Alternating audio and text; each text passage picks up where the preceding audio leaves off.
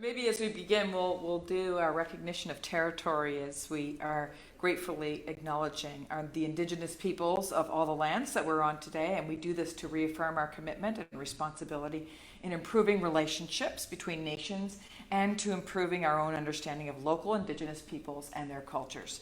And so from coast to coast to coast, we celebrate and acknowledge the ancestral and unceded territory of all the Inuit, Métis, and First Nations people that call this land home. So our theme today, Neil.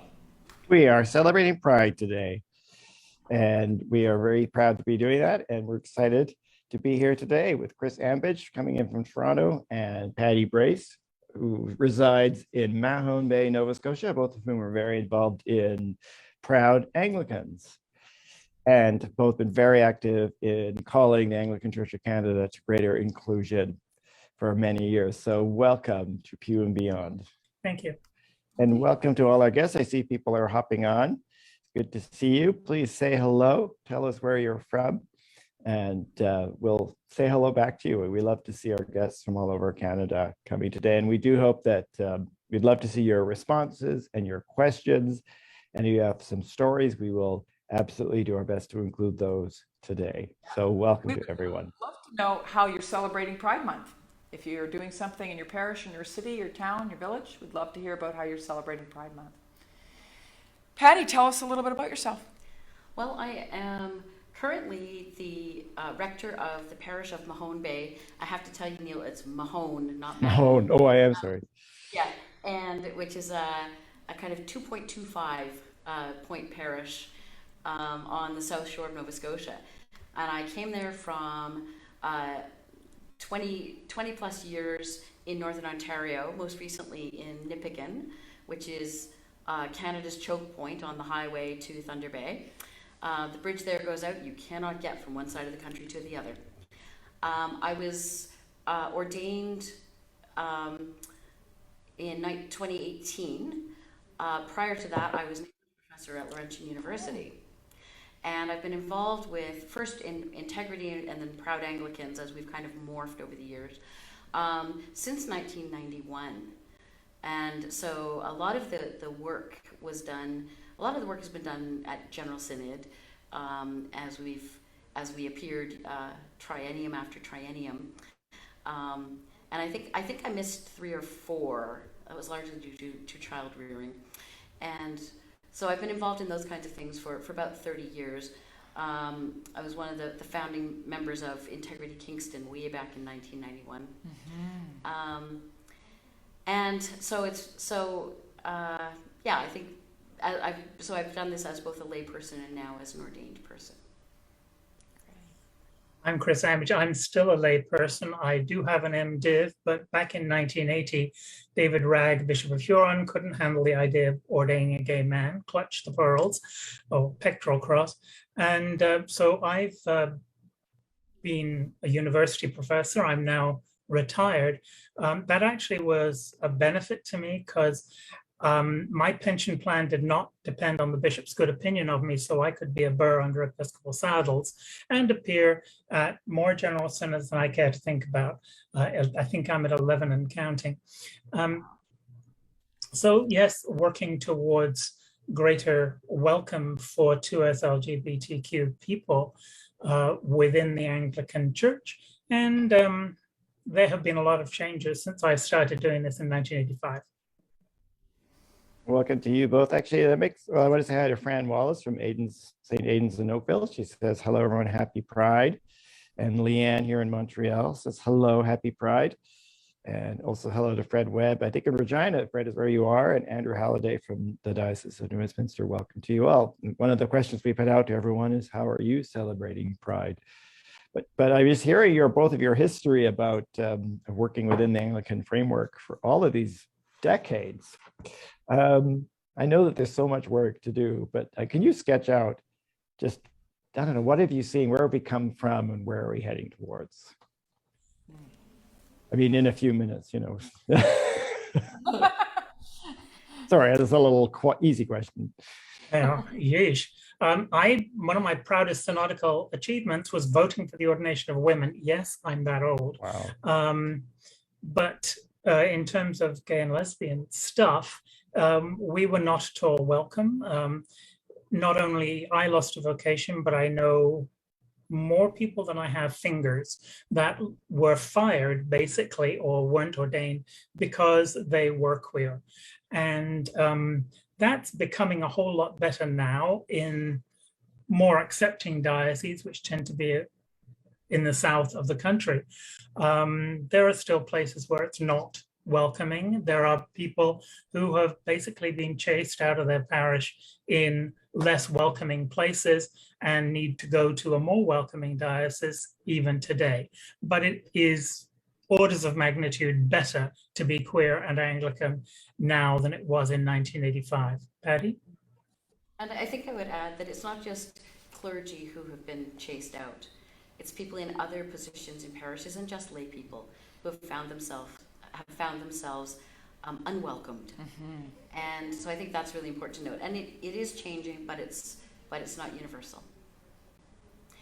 And I think one of the things that I noticed, and this is over many general synods, was the change in the kinds of conversations that were happening at the microphone and the changes in behavior over time. I remember my first general synod, which was 92, and the integrity table was set up, and people would make this great big loop around the table on their way through the exhibits hall. And we watched a lot of people going off like rockets at the microphones. And that has changed significantly. That's not gone, but it's changed a lot over time. So the way the conversations have happened have shifted. Church at the national level is becoming much more welcoming. In 1995 General Synod in Ottawa, a resolution passed welcoming gay men and lesbians in the life of the Anglican Church, meaning it's okay to be queer and Anglican. And then in 2004, St. Catherine's, another one went through talking about welcoming adult committed lifelong relationships, i.e. it's okay to be partnered and queer and be Anglican. And while some conservatives really don't like that, those are motions of General Synod. And so that's the formal position of the Anglican Church. So that's progress. We're also dealing with reputation in the wider community. Can you, both of you, say a few words about that, about how is church being perceived by the Pride community? By the LGBTQ community? It's really variable. I think I've said in the past, and I'll say it again, that as hard as it has been at times to come out as a lesbian in the Anglican community, it is much harder to come out as Christian in a queer community. And there's good reason for it. And that's because so many people have been so badly hurt. And so, the reputation of church generally is not good. And so I think one of our tasks as we do this, as we try to be present, is to also accept what comes back. So accept the hurt and the anger and just hold it, because it's absolutely legitimate. Indeed, one of the points of what I'll be doing in 2 weeks' time, which is marching in the Toronto Pride Parade, is talking about here is a group of church people where you are welcome as proud Anglicans. We have clergy with us, and I asked them to be present in a dark clerical shirt with their collar, so it's high contrast, and the positive reaction that people get from the church contingent is hugely affirming. It's also primary evangelism, really, talking about how here is a place where we believe that God accepts you. We will try to accept you ourselves. Please come and we will hopefully welcome you. So it's primary evangelism is a word that tends to make Anglicans break out in hives, but we don't actually shout verses of scripture at random at people. We try to rather act it out rather than shouting John 13 or 3:16 at them. Yeah, it doesn't work. Yeah, but you both made a really important point. I mean, you were talking, Patty, about how hard it is to come out as Christian in a gay or lesbian environment. You're talking about primary evangelism. And I think those are really such important pieces that perhaps a lot of us haven't thought about. This is something that's really important beyond, we're making a stand, but we're also expressing a welcome. Mhm. I think that is as important as anything else. To say that there are places in the Christian world where you're welcome. It's not all one thing, and I think Anglicans are relatively invisible, except for perhaps when we hit the news after General Synod 2019, where headlines really couldn't capture what actually happened. Indeed, and that felt rejecting to many people. I wasn't quite as devastated because I've been around the block several times. But as a result of that, there are 31, I think, groupings within the church, both dioceses and armed forces and so forth. In about 18 or 20 of those, you can get married, really married, in an Anglican church. And that's, again, huge progress. Yeah, and it was important, and I think it was important to be able to. I know I had parishioners who were feeling very, very wounded because all they had by way of information was what was in the papers, and so to be able to come back home and say, hold on, something happened in the afternoon before that vote that made it possible to move forward, and then the other piece was to say that was not a vote against. That was simply not quite enough votes for. And then the third piece that I think, and I keep going on and on about this, but I think it's worth saying, that even if the canon change had passed, that would not have legislated same-sex marriage in the Anglican Church of Canada. That just would have made it possible to opt in under certain conditions. Mm-hmm. And where we are at now, it is up to the dioceses and the parishes to make their decisions. So we wouldn't have ended up in a particularly different place. Another story from General Synod was one of the Toronto delegates was quite firmly against wanting things to be biblical and the traditional way. And listening to the testimony of queer Anglicans talking to General Synod actually changed that person's mind and heart and indeed vote. And that person's parish, the ordained person, will be bringing teenagers and marching in the Pride Parade. And the important lesson from that is it's stories that change people's hearts, not dry theology. You can argue all you want about the nature of the Trinity. That's been done 1,500 years ago. What we need to do is tell stories again and again if necessary. But that story, it's following Jesus's example, for goodness sake. He taught with parables.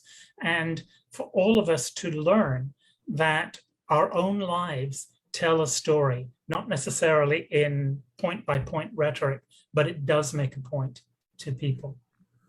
And sometimes I think that story can be just as much presence as narrative.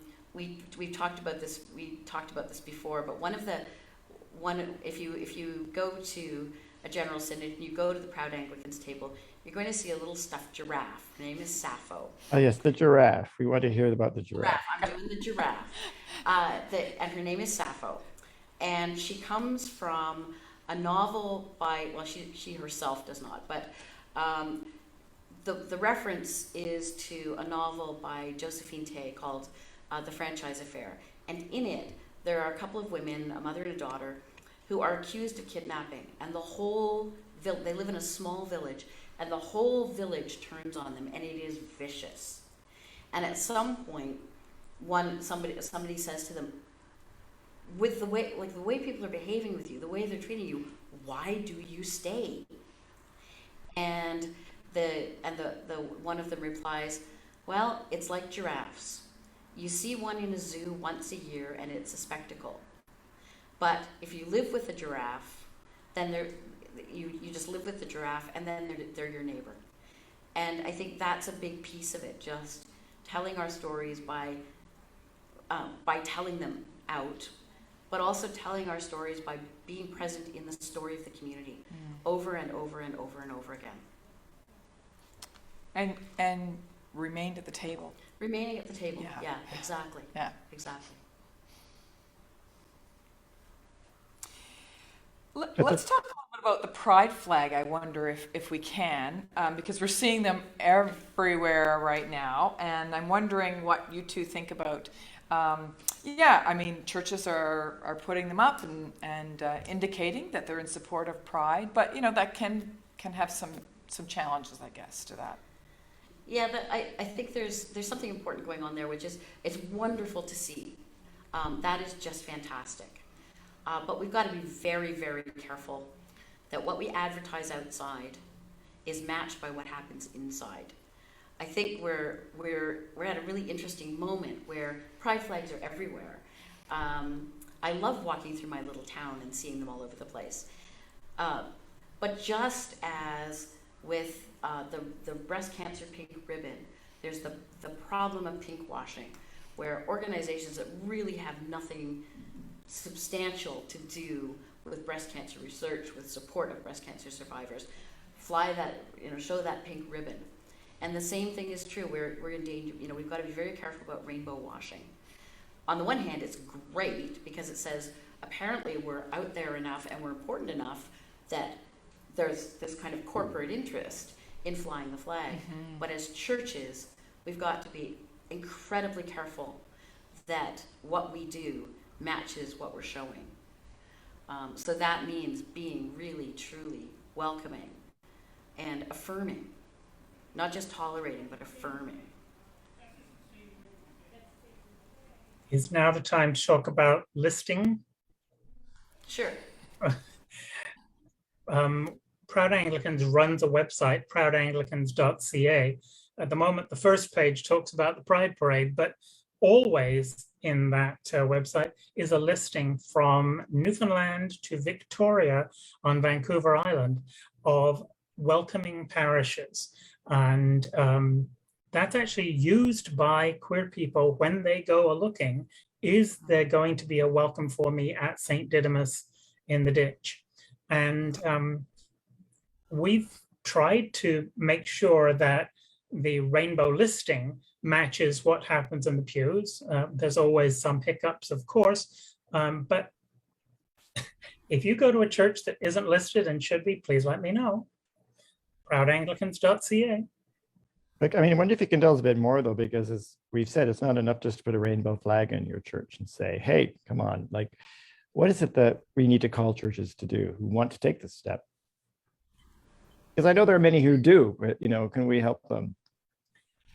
My initial criteria are, is a gay, lesbian, queer person going to be welcome as they are in the church and not looked down on as, oh, those poor people, oh, we need to help them, which is pathologizing queerness, and or both individually and as part of a couple.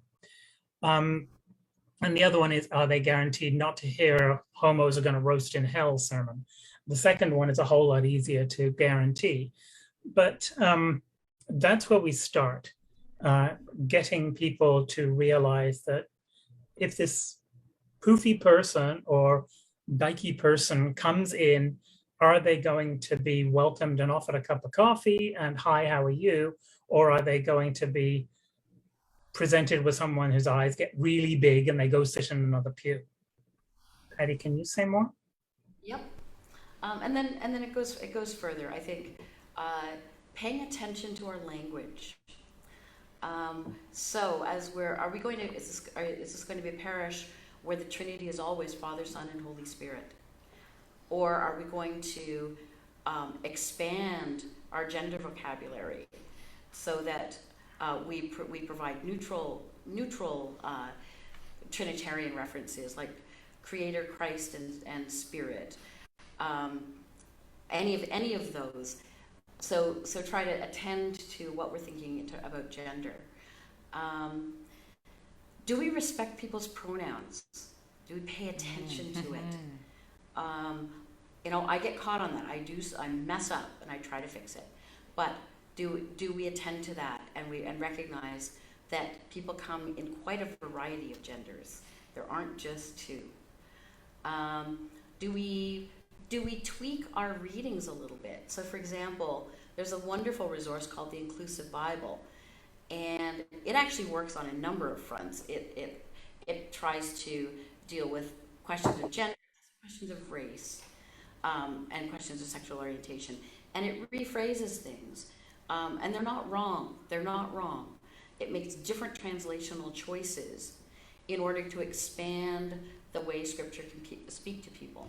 So do we edit our readings a bit? Do we read out of the Inclusive Bible for a while?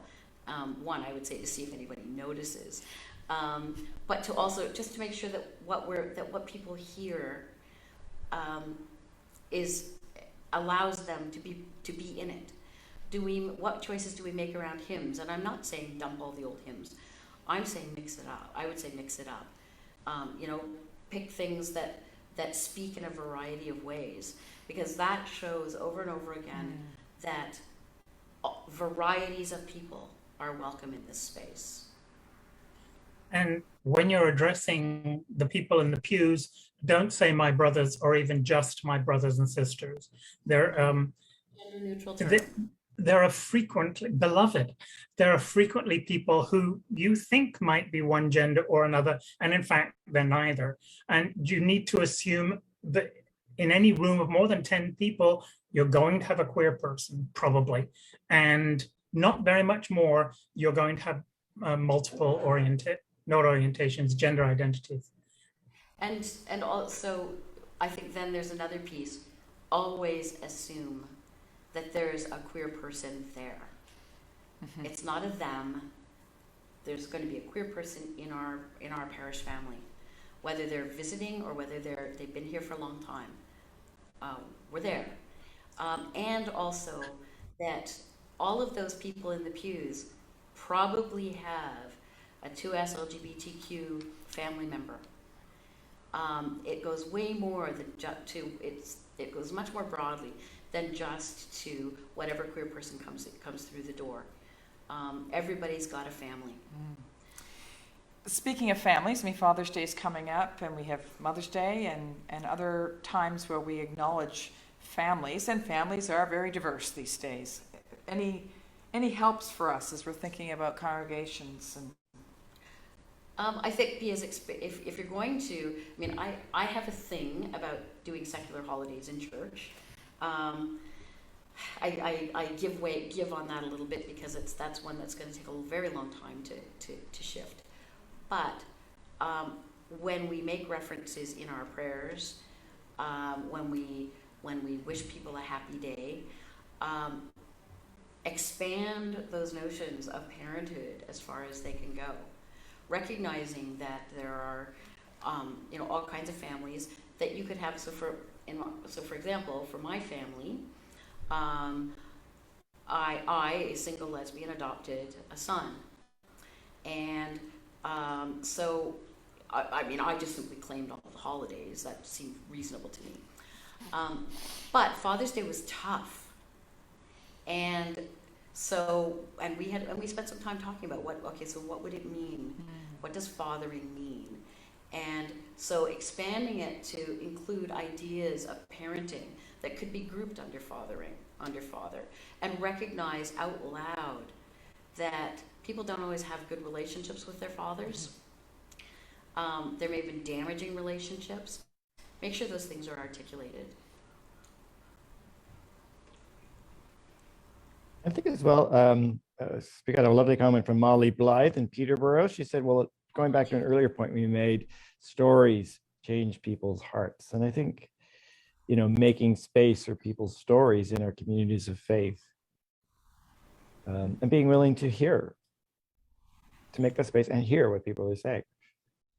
If I can build on that, back in the mid-90s, Terry Finley at Synod was thinking of blessing same-gender unions. This was long before marriage. And he said, okay, I'd like people to write me a letter, one page, and say either, yes, Bishop, you should, or no, Bishop, you shouldn't. And in one paragraph, tell me why. And I was on a task force with him, and I was one of the two people who got to read all 88 responses. This was back in the days when you didn't send an email, you wrote on a piece of paper and put a stamp on the envelope. And it was actually fairly evenly split, especially when you count the write-in campaign from a rather conservative parish. But in terms of the reasons that were given, in every single case, when people said, yes, you should go ahead and bless same gender unions, it was because I am gay or lesbian, or because somebody I know and love is of the queer community. And those who said no, in every single case, it was because the Bible tells me so. And queer people know all about being bashed by a Bible, but that's exactly what it is, sticking to the letter rather than, law and grace. I think St. Paul had some words about which of those we should place more weight upon. And I think it's important to recognize that, that as Anglicans, we actually use a number of tools for making our decisions. It's not just scripture. We're not sola scriptura. Frankly, neither was Luther. Three-legged stool. But three-legged stool, and I would add the fourth leg, which is experience. Scripture, tradition, reason, and our experience, because we do that, whether we say it or not. When we quote these little formulas, that's been a big piece of our history. Our changes, our theology has often come out of people's experience. So we can't forget that when we're having these discussions either. And also, just going back to the early 90s, actually, early to mid 90s, one of the things that happened, and this was Diocese of Toronto, as I recall. I remember being invited along as the girl to when Chris and some other people were doing a kind of dog and pony show around the Diocese of Toronto, and it really was about telling stories. It was about going into parishes and telling our stories to these groups of strangers. And I think it mattered. I think it made a difference. So we need to continue to be able to do that. Well, as we often talk about, Neil, about creating safe space for those conversations to happen, and for the listening, the deep listening, and can I go back a little bit, because I know we often get questions about this, about the difference between tolerance, acceptance, affirmation, celebration, particularly in terms of congregations who want to move towards more affirmation and celebration of LGBTQ relationships. Can we have a little bit of clarity from you two? Do you want to start, Chris? Well, nobody really likes being patronized, and that's what toleration is. I mean, it's better than being given a punch in the nose, but being tolerated is letting you sit over there. I'm not sure you really want this person in my nice, clean church. Moving on to affirmation means celebrating and being happy for the person as they are, rather than hoping they will change. Patti, you're the English teacher. You know more about words than I do. I think it's not just words. It's affirmation is active. Toleration is quite passive. You can tolerate somebody in the room. I mean, you can turn your back and just not be rude to them, and not be openly rude to them. But affirmation, I think it also means then speaking to the experience of queer people in church. So, for example, preaching. Find a way to make some kind of to make an affirming statement in your preaching. So this past Sunday it was Trinity Sunday, and one place I went with that was talking about the fact that we understand God in some way as relational and as a community and as more than one. And so then, because Pride Month, Pride is at the same time as Trinity Sunday this year, as it often is, that, okay, so what is being affirmed by Pride? And how do we, it's affirming in a fundamental way the diversity of creation. In this case, it's affirming the loves and relationships of a particular piece of creation, the gender identities of a particular part of creation. And I'm trying to remember the third thing. There was another thing, and it just flew out of my head. Holy Spirit. Really good. I'm sure it was brilliant. Oh yeah, It's going to absolutely. be, yes. But that rainbows, diversity,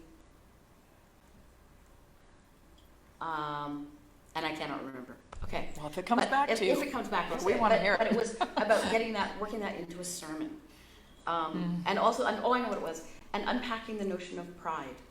That this is not just about, that this is also about celebrating, remembering and celebrating all those who have fought for justice, who stood up and fought to be affirmed. And that kind of answered questions, a tacit question that people often have, which is, so what's pride about? And I noticed something on my Facebook feed, and this is about going from toleration to affirmation to celebration.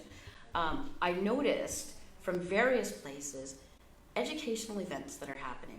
So, a parish that is doing a lunch and learn on the 2S LGBTQIA acronym.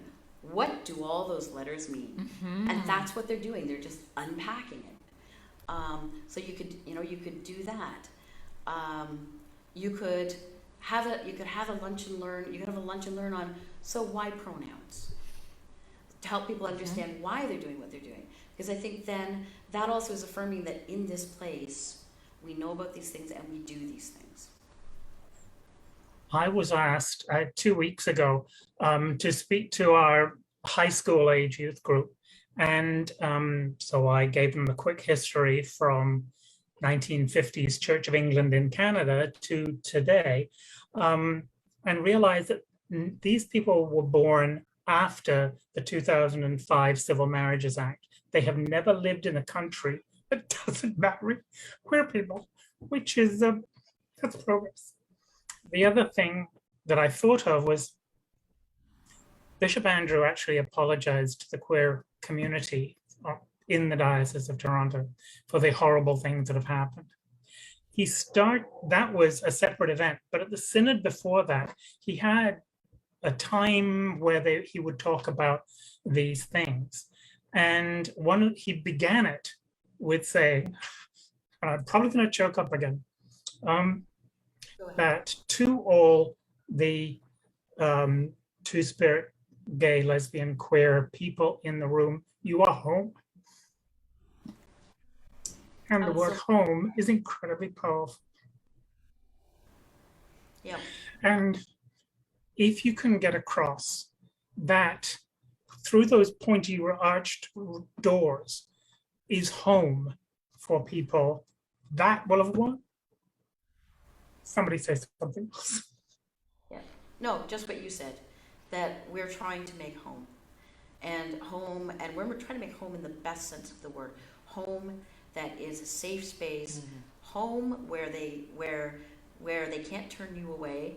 I mean, one of Chris's lines that I readily steal and use at many opportunities is, "They baptize me, they're stuck with me." Yes. I think of that every single time I baptize somebody. Right. I say it when I preach at baptisms. We baptize this. I'm going to say child. We baptize this child. This child is ours, and it doesn't matter what they do. It doesn't matter who they are. This is our child. So that means that when they come home, we receive them. And it's up to us to support and help shape them to be who it is God intends them to be. For many years, before we got to where we were, one of the things I hung on to most was the clause in the baptismal covenant about will you respect the dignity of every human being? Yeah. Because that is the kernel of what we have promised, but also how we deal with the other human beings on this planet. And that includes every single queer person, whether they're baptized or not.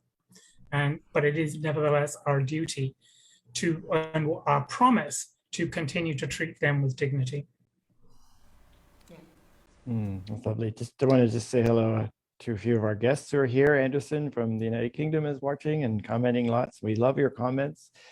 And we are also interested if anyone has any of your own stories that you want to share. You can pop a little brief story in the comments, or what are you doing to celebrate Pride, or what are things that your church is working on? Just sometimes very small things can make a huge difference. I mean, I think one of the things that I'm hearing of this whole thing is if we actually get beyond, as you say, bashing people around and start listening to one another, it makes all the difference to hear each other's stories, just to hear, to make that space. And I think another piece of this too is to recognize recognize intersectionality, to look at our, we look at our, I forget which pride flag have we got here. Okay, we haven't got the one with the, there's the pride, we have a pride flag now that recognizes that people come in a variety of skin colors, and that matters. And we make sure that we identify bi and trans in that flag as well. But particularly recognize the intersections in people's lives. And I think if we become more welcoming and affirming of to us LGBTQ folks, that sets us on the road to being more affirming of the diversity of races and cultures among people, and of being able to welcome people in, because I think once you start paying attention to one thing, it's going to be tied into all the others too. Well, it goes back to that baptismal vows about respecting the dignity of every human being. And it's a cute saying, but it really works, is that our religion was born in a barn. An open door should go without saying. Yeah. So you shouldn't be closing the door against people who don't have a job and are somewhat haven't bathed recently, or people who don't have the same skin color as you, or who really don't like some things about it, because we were born in a barn. And I think as churches, we could really lead the way instead of waiting for unions or government to kind of do that officially. We have the opportunity to do this. It's all there in our, it's fundamental to those things that we claim. And so we really should be on the forefront, not following. It's not comfortable to be on the forefront. They don't call the leading edge for nothing, but it really is where we should be. Yes, well, I love your point, Chris, you made earlier. I mean, I know some of the young people in my life as well who have never known a country that didn't marry same-sex people. And, they too have a voice we need to hear to realize that's their experience. I know one who was devastated at General Synod. She was there, was devastated. Yeah. That was so wounding. Yeah. But it's just a very different lived experience for someone who's under that age. And indeed, they look askance at old fuddy-duddies, and heaven knows church tends to be fuddy-duddy, who are not what they would say practicing what they preach. And so collectively, we need to look into that.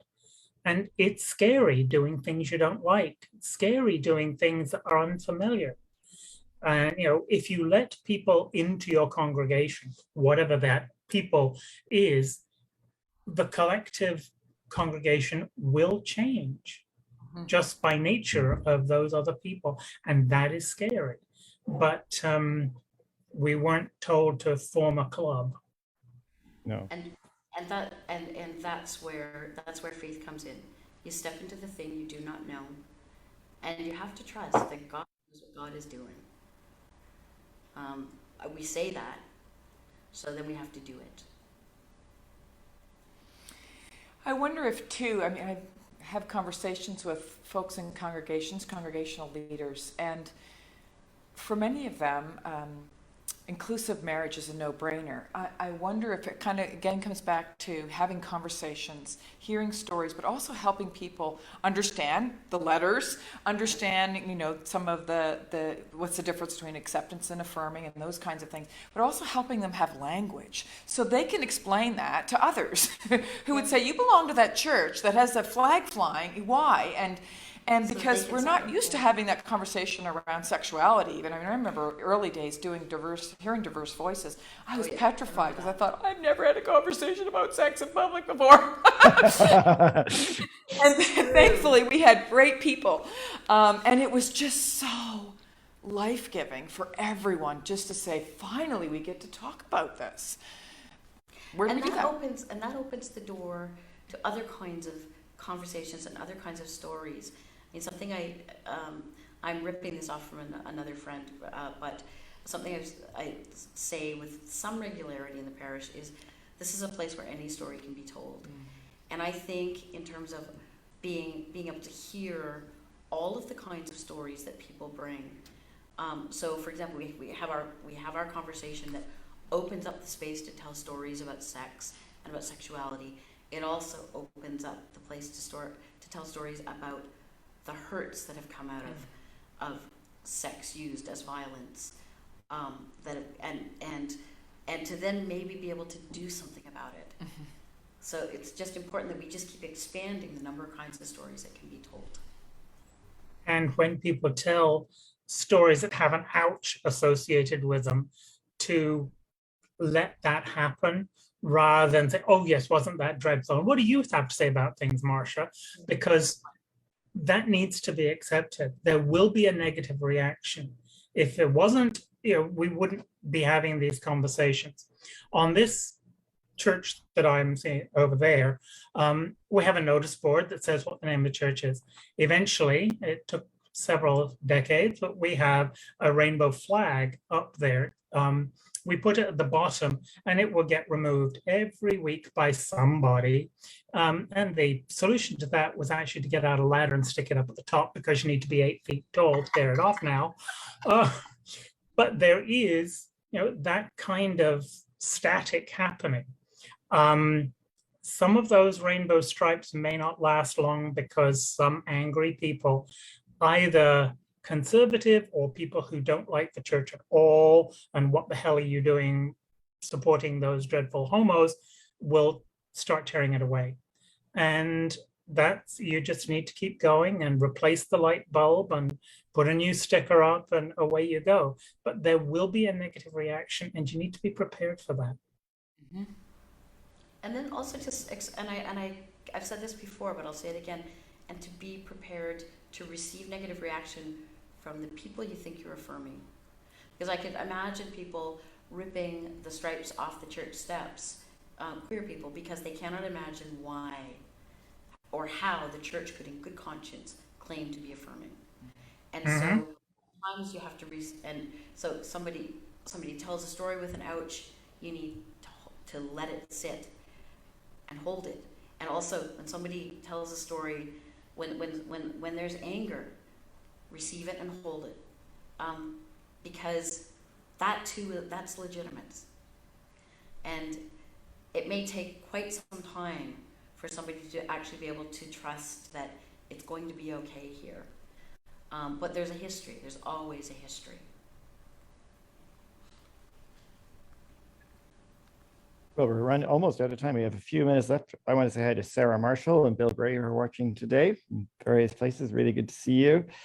And also, again, to our audience, what are you doing in your church? What are the steps you're taking? And how are you celebrating Pride? Hey, what can we do? How can we all celebrate Pride or make space for the celebration of Pride? I want to throw that out as kind of a last question. Give us some ideas.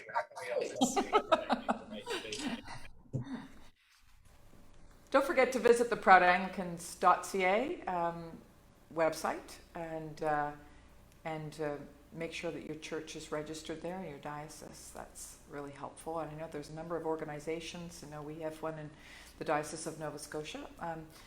Please do be sharing those links so folks can get networked and and support one another. I want a last word from our guests, though. Project us into the future. Where are we heading? What's it going to look like? My fondest hope is that we're heading into a space in Churchland where we don't have to fly rainbow flags because it won't matter. I'm not sure that's going to happen in our lifetimes, Patty, but we'll eventually get to the promised land, whether or not we die in the wilderness. I think it's also important to realize that things take time. The sermon on Trinity Sunday, actually, somebody said they were in the wilderness for 40 years. Somebody calculated that if once they're on the other side of the Red Sea and they'd walked, not in a hurried fashion, but didn't twiddle around, it would have taken 11 days to reach the Jordan River. So what happened in the other 39 months and 11 and a half months, years? So it will happen, but it is taking time for all of us. And to maintain faith that it will happen and that the Holy Spirit is in fact leading us into all truth. And well, there's a quote here from Helen. She says, well, my daughter and I celebrate and support Pride, but our church does not acknowledge that. So what can we say to someone like Helen who's perhaps making a start in the church?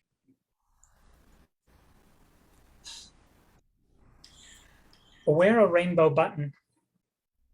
And if somebody asks you about it, that's a great conversation opener.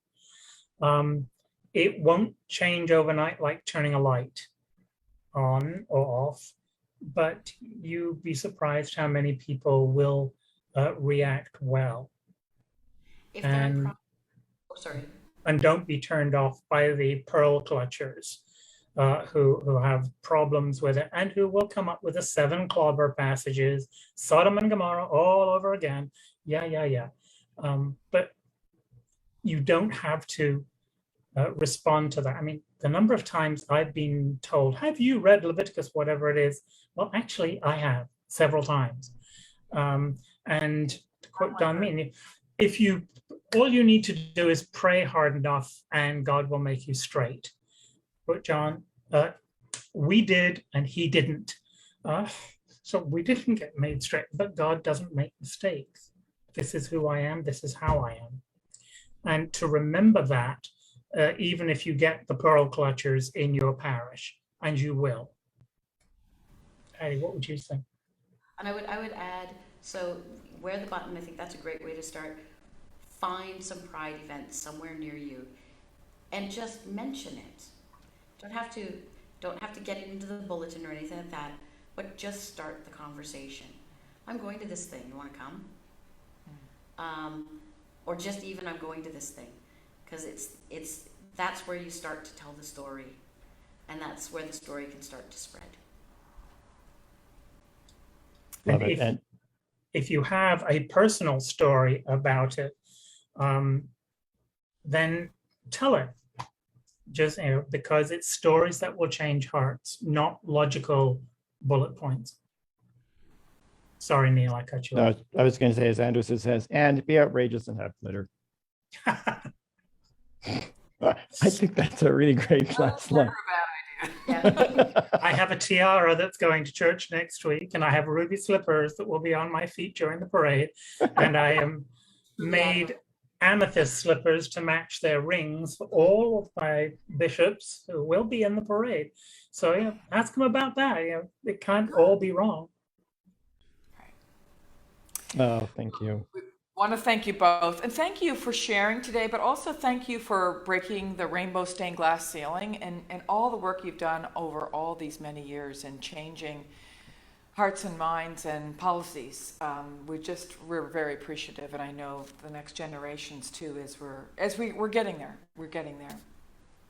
I want to mention that Pew Beyond is an initiative of the Spiritual Formation for Discipleship Network of the Anglican Church of Canada, and you'll find us on our Facebook group, and we're always sharing resources there. And again, please do be sharing your links to proud organizations. We'd love to, again, kind of network. Neil, next week. Next week, we're calling it Voice from the Pew. So we have got some people who inhabit our pews who are coming to tell us what they really think about everything. So for our last Pew and Beyond. Yes, laity. We're really pleased to have a panel of laity who are going to be speaking and talking about what things are happening and what things are unfolding as we're thinking about this time of change, this liminal season that we're in. Yeah. And that'll be our last Pew and Beyond of the season. So please don't miss. We'll be here the same time, same place, Pew and Beyond. So thank you again so much, Patti and Chris. We really appreciated spending this time with you so much. And I know there's been great comments here, just really from people appreciating the conversation. So thank you so much. Thank you all. We'll see you next week. Bye-bye, everyone.